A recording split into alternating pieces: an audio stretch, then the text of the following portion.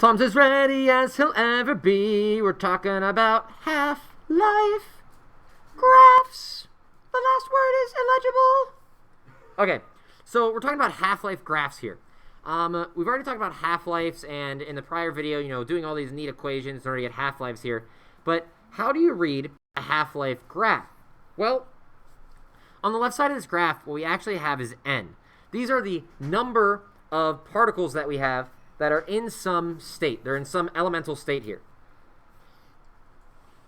As time passes, the number in that state begin to decay. This number goes down because we do have decays. Alpha decay, beta minus, beta plus, possibly electron capture, and then not for this, but the gamma decay also exists, but it actually won't change state here. So really, alpha, beta minus, beta plus, those are the ones we care about.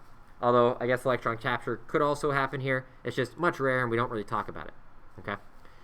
Now, if you want to figure out what is the half-life time, so if you just had a graph and you were asked, what's tau? Why did I make that a vector? That's not a vector. That's torque. Now it's tau. What's the half-life time? And I just gave you this graph. How would you do that?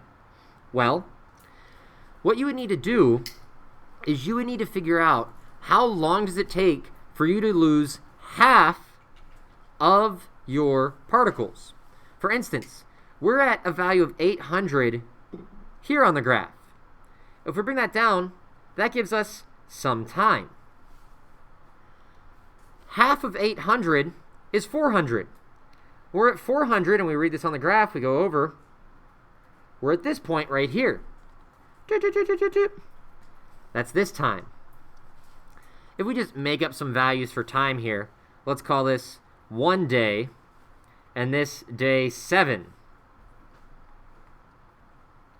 Then our half-life time is just this interval.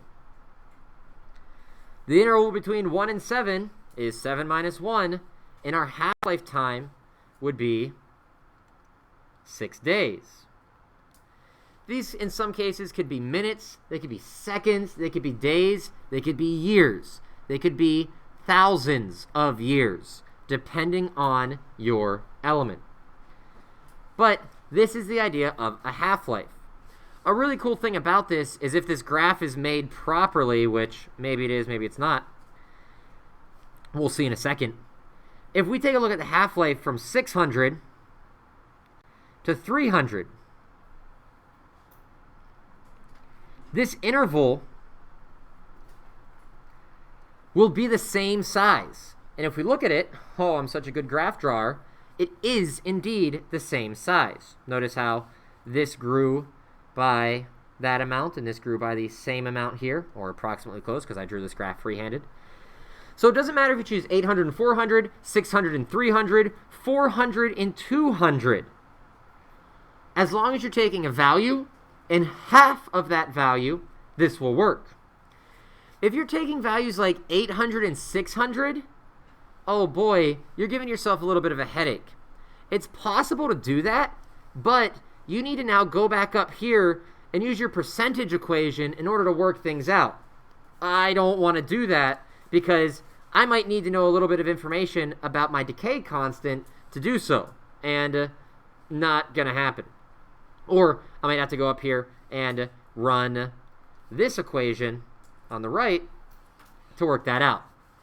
If I don't have to use an extra equation reading a graph, I'd rather not. So oftentimes just picking a value, picking half of that value, and then looking at your time axis for that difference, that will yield you your half-life. And now that you know your half-life, you can go back and use all the equations that you want to in a very straightforward manner. So that's how we read a half-life graph. Nothing too crazy about it. We'll take a look at an example a little bit later on. But for now, this is finished. Adios, and take it easy.